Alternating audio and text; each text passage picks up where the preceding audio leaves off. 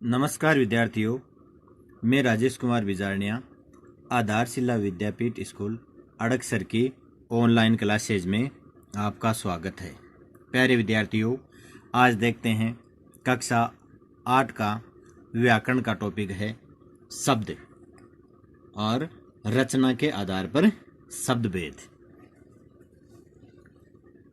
तो हमने पहले देखा था उत्पत्ति के आधार पर शब्द भेद, यानी शब्द देखा था और उसमें उत्पत्ति के आधार पर शब्दों के 5 भेद देखे थे।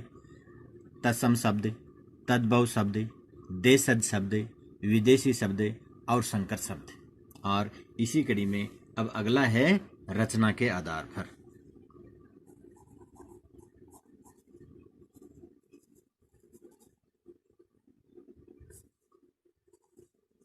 रचना के आधार पर शब्द भेद।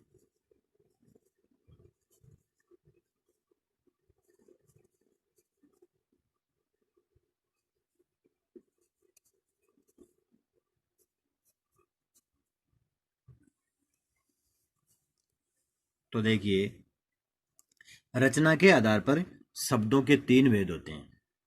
रचना के आधार पर शब्दों के मूल रूप से 3 भेद होते हैं। कौन कौन से हैं? रूढ़ शब्द, यौगिक शब्द और योगरूढ़ शब्द। पहला है रूढ़ शब्द।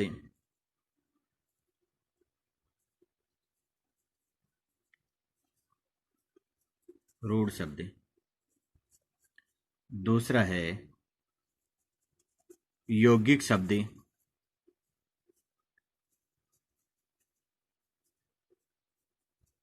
और तीसरा है योगरूढ़ शब्द।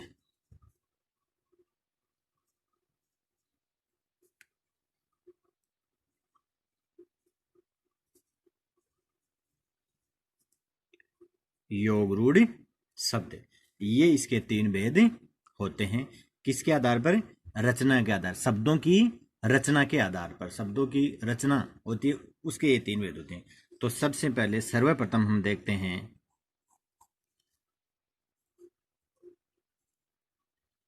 रूढ़ शब्द।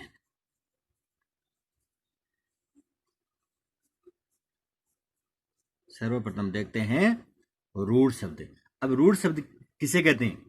वे शब्द जो किसी व्यक्ति, स्थान, प्राणी और वस्तु के लिए वर्षों से प्रयुक्त होने के कारण किसी विशिष्ट अर्थ में प्रचलित हो गए हैं, वो रूढ़ शब्द कहलाते हैं। यानी ऐसे शब्द जो किसी व्यक्ति, स्थान, प्राणी और वस्तु है उसके लिए कई वर्षों से प्रयुक्त होते आए हैं और उसी के अर्थ में वो प्रचलित हो गए हैं, वो रूढ़ शब्द कहलाते हैं। तो चलो इसकी परिभाषा लिखते हैं, उसके बाद में उदाहरण के माध्यम से समझते हैं इनको। वे शब्द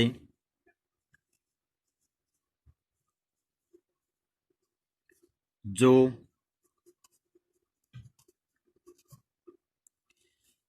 किसी व्यक्ति, स्थान,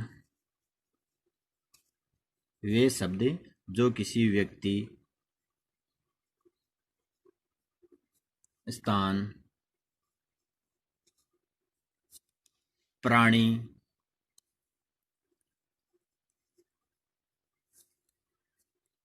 और वस्तु के लिए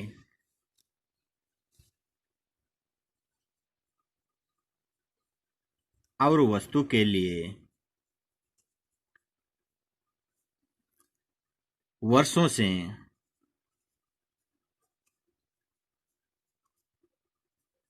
प्रयुक्त, वस्तु के लिए वर्षों से प्रयुक्त होने के कारण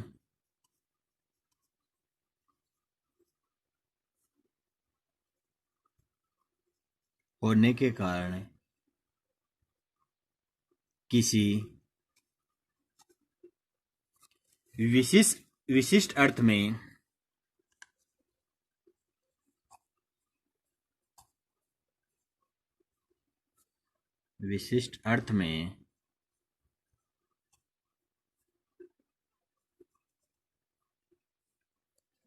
प्रचलित हो गए हैं।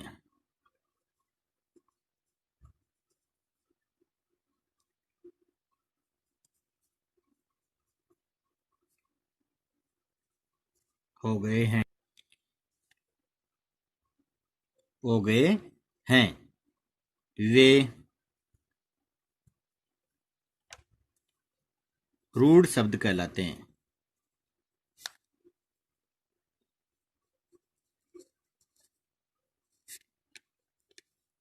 वे रूढ़ शब्द कहलाते हैं। जैसे उदाहरण देखते हैं, दीपक, गाय, आकाश,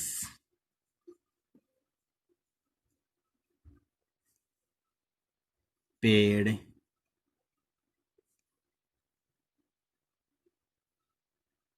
पुरुष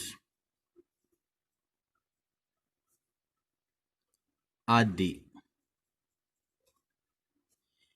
ये रूढ़ शब्द कहलाते हैं। अब देखिए, रूढ़ शब्द कौन से होते हैं? वे शब्द जो किसी व्यक्ति, स्थान, प्राणी और वस्तु के लिए वर्षों से प्रयुक्त होने के कारण किसी विशिष्ट अर्थ में प्रचलित हो गए हैं, वे रूढ़ शब्द कहलाते हैं। और ये जो रूढ़ शब्द होते हैं, इनके निर्माण की प्रक्रिया भी पूर्णतः ज्ञात नहीं, यानी इनका निर्माण कहाँ से हुआ। जैसे ये जो शब्द है, इनका निर्माण कहाँ से हुआ, उसकी प्रक्रिया का किसी को कोई पता नहीं। जैसे दीपक है, तो इसका निर्माण कैसे हुआ, यानी इस शब्द का निर्माण कैसे हुआ। आकाश, पेड़, पुरुष, गाय, पुस्तक, तो इसका जो शब्द निर्माण की प्रक्रिया है, उसका भी किसी को पता नहीं होता है, और इसका अन्य अर्थ भी नहीं होता है, और कोई दूसरा अर्थ भी नहीं होता है। और इन शब्दों के टुकड़े करने पर भी उन टुकड़ों का भी कोई स्वतंत्र अर्थ नहीं निकलता है। अगर इनके हम टुकड़े करेंगे तो भी उनका स्वतंत्र कोई अर्थ नहीं निकलेगा। इसलिए ये शब्द रूढ़ शब्द कहलाते हैं। ये किसी एक के लिए प्रचलन में आ जाते हैं, किसी व्यक्ति, वस्तु, स्थान, प्राणी, उसके लिए ही प्रचलन में आते हैं हम, इसलिए इनको रूढ़ शब्द कहते हैं। तो रचना के आधार पर जो शब्द भेद में पहला है रूढ़ शब्द, और उसके बाद में दूसरा है यौगिक शब्द। दूसरा है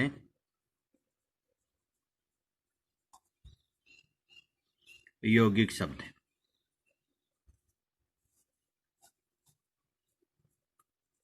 यौगिक शब्द, तो देखिए, यौगिक शब्द किसे कहते हैं? वे शब्द जो दो या दो से अधिक शब्दों के योग से बने हैं। वे शब्द जो दो या दो से अधिक शब्दों के योग से बने हुए हैं। योग यानी यौगिक शब्द से ऐसा पढ़ते हैं, यानी योग से, जो जोड़ से बने होते हैं, योग से बने, और उन शब्दों का पृथक अर्थ भी होता है। यानी दो शब्दों के योग से बने, दोनों शब्द जो अलग अलग, उनका अगर हम टुकड़े करेंगे शब्द का, तो अलग से उनका अर्थ भी होता है, किंतु वे मिलकर अपने मूल शब्द से संबंधित या अन्य किसी नए अर्थ का भी बोध कराते हैं। जो शब्द से संबंधित नए अर्थ का बोध कराते हैं, वो यौगिक शब्द कहलाते हैं। चलो, जैसे उदाहरण के तौर पर अगर हम देखें तो विद्यालय, तो विद्या, धन, आलय, दो शब्दों के योग से बना हुआ है। दोनों का पृथक पृथक यानी अलग अलग अर्थ भी होता है। विद्या, धन, आलय, तो विद्या के लिए आलय, ठीक है ना। तो इसका उदाहरण देखेंगे तो और अच्छी तरह से हम समझेंगे। तो पहले यौगिक शब्द है, उसकी परिभाषा लिखते हैं। देखिए, तो वे शब्द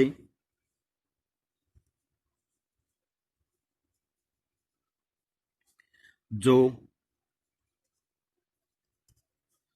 दो या दो से, वे शब्द जो दो या दो से अधिक शब्दों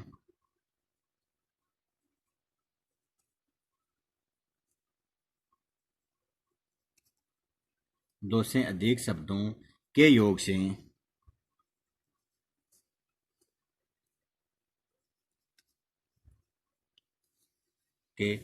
से बने हैं।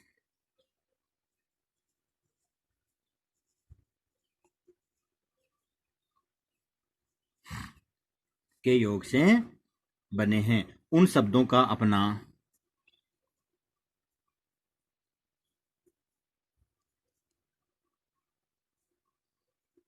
उन शब्दों का अपना अलग अर्थ भी होता है।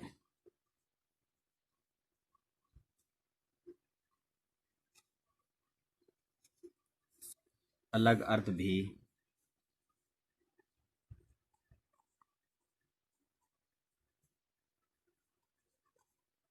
होता है, किंतु वे मिलकर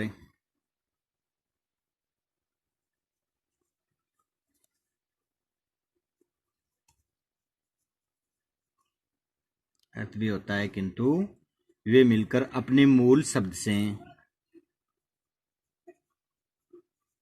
अपने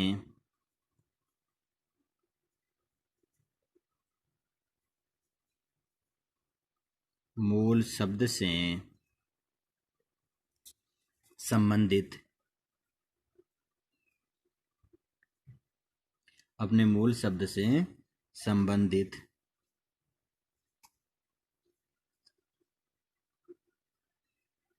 या अन्य किसी नए अर्थ का भी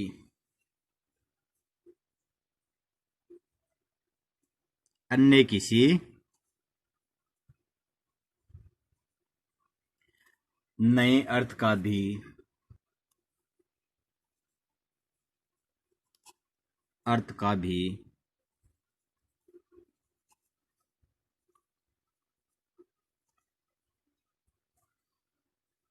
बोध कराते हैं।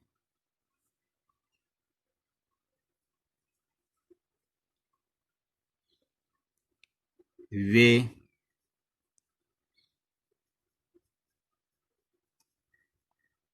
यौगिक शब्द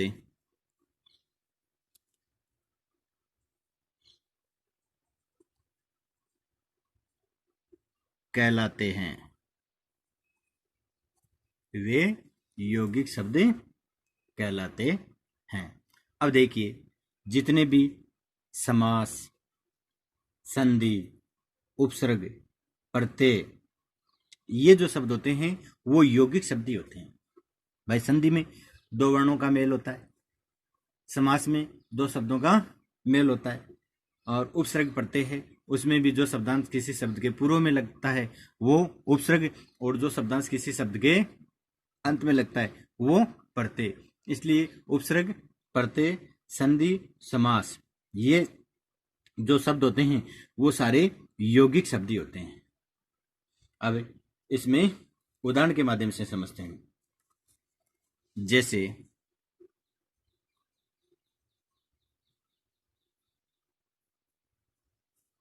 इस उदाहरण के द्वारा विद्यालय,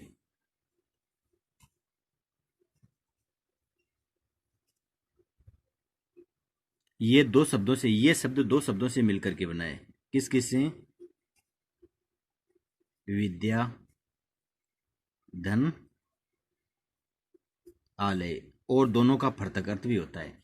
विद्या और आलय यानी घर, विद्या के लिए घर, विद्यालय। तो अर्थ दोनों का अगर अलग अलग टुकड़े करेंगे तो भी अर्थ विद्यालय का यही निकलेगा, जहां विद्या का अध्ययन किया जाता है। ठीक है। इसके अलावा राजमाता,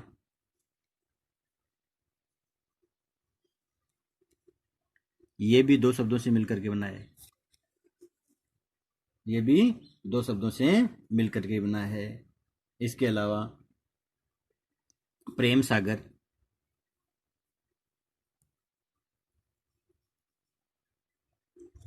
प्रेम और सागर दोनों का अलग अलग अर्थ होता है। दूध वाला,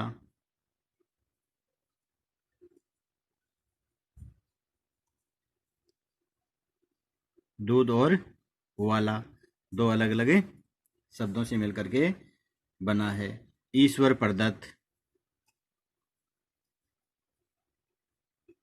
ईश्वर प्रदत्त, ईश्वर के द्वारा दी हुई, ईश्वर प्रदत्त, ईश्वर के द्वारा दी हुई। राष्ट्रपति,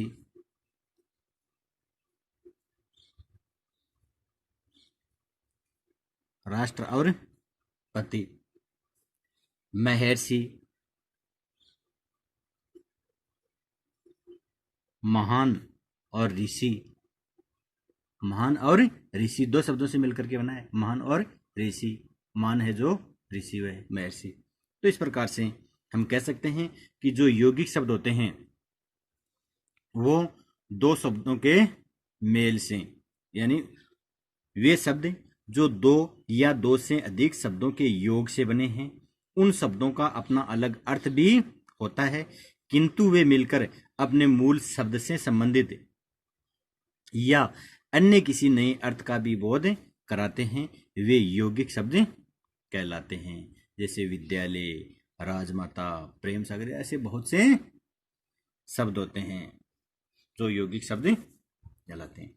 और फिर इसका तीसरा भेद है योगरूढ़ शब्द।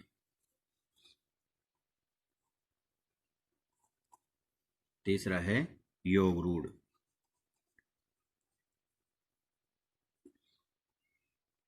योगरूढ़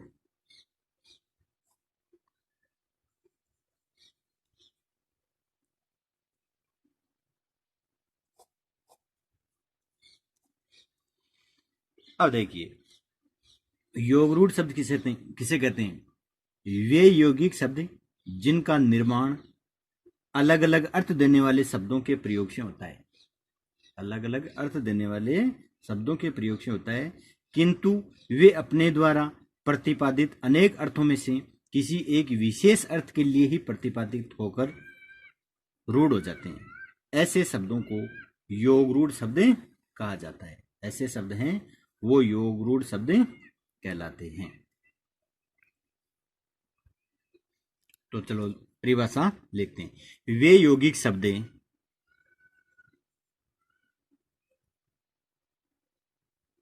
वे यौगिक शब्द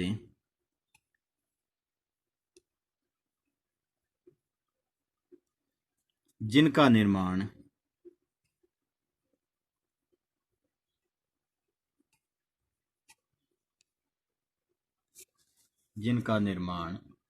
अलग अलग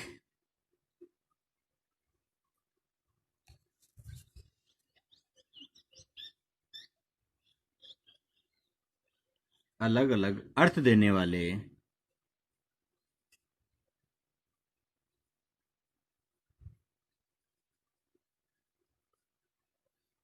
वाले शब्दों के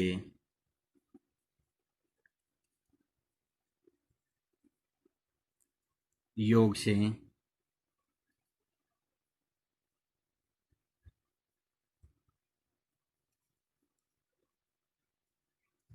होता है। से होता है, किंतु वे अपने द्वारा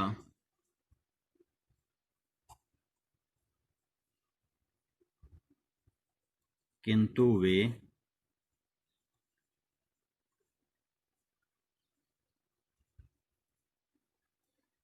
वे अपने द्वारा प्रतिपादित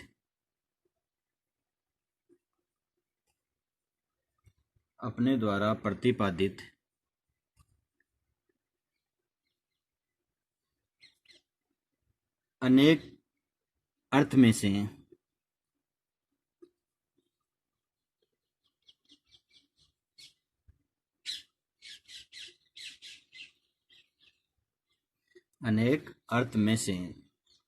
किसी एक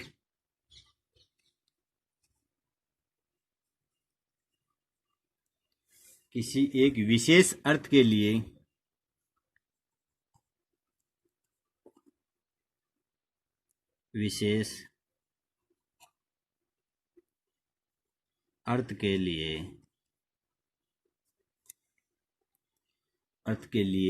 ही प्रतिपादित होकर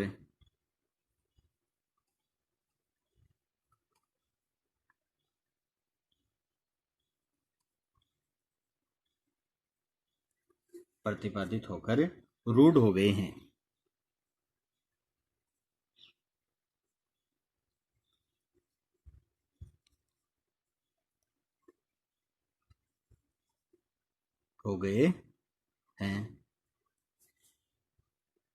वे योगरूढ़ शब्द कहलाते हैं। वे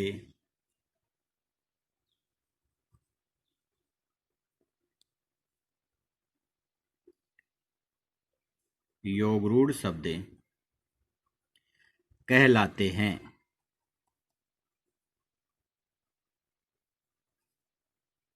कहलाते हैं।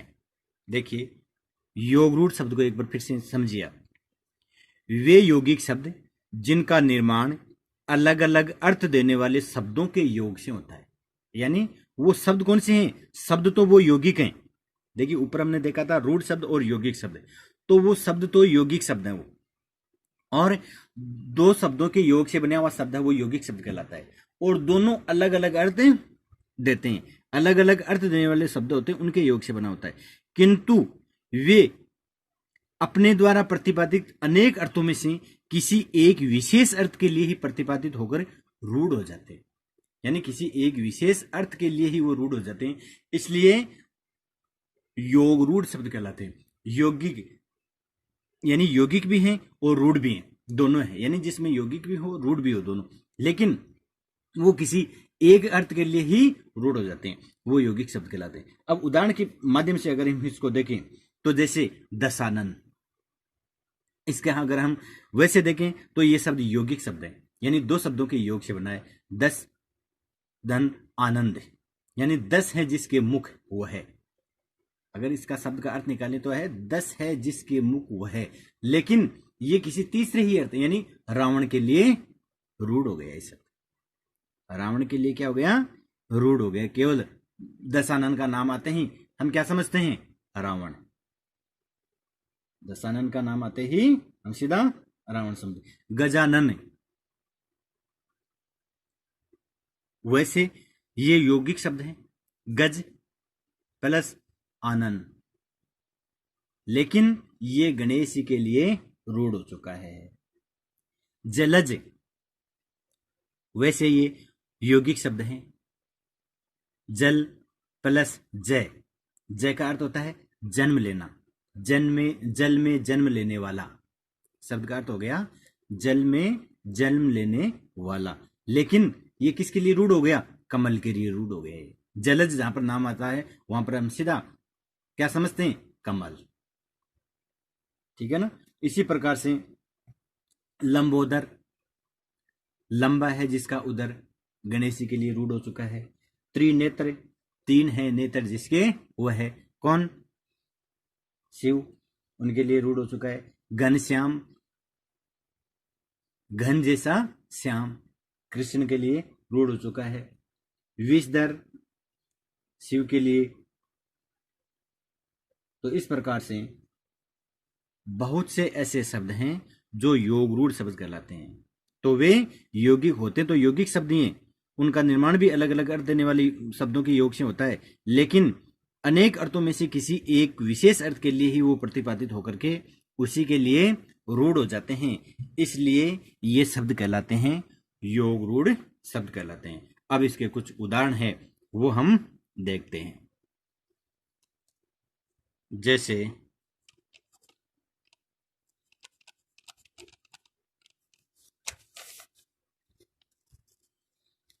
दशानन,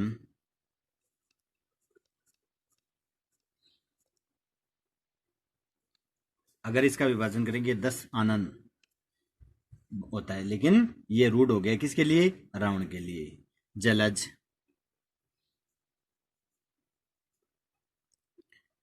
जय का अर्थ होता है जन्म लेना, जल प्लस जय, यानी जल में जन्म लेने वाला, लेकिन ये किसके लिए रूढ़ हो गया? कमल के लिए। इसी प्रकार से आगे देखिए, गजानन,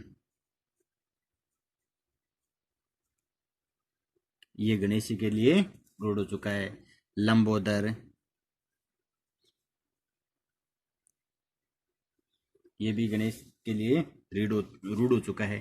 त्रिनेत्र,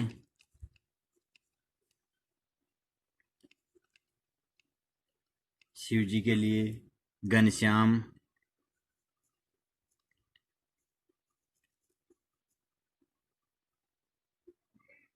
घनश्याम, विषधर, रजनीचर, बहुत से शब्द होते हैं ऐसे। रजनीचर यानी रात में विचरण करने वाले, तो रजनीचर नाम आते ही हमारा ध्यान जाता है सीधा कहाँ, राक्षस, ठीक है ना, विषधर,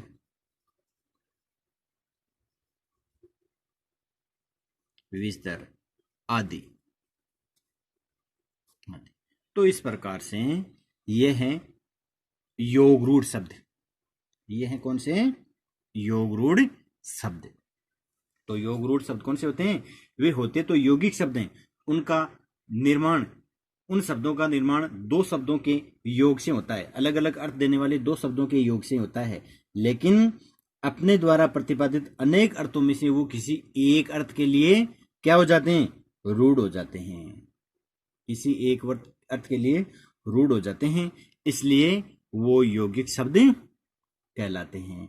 तो इस प्रकार से ये रचना के आधार पर शब्दों के तीन भेद होते हैं। पहला है रूढ़ शब्द, दूसरा है यौगिक शब्द, तीसरा है योगरूढ़ शब्द।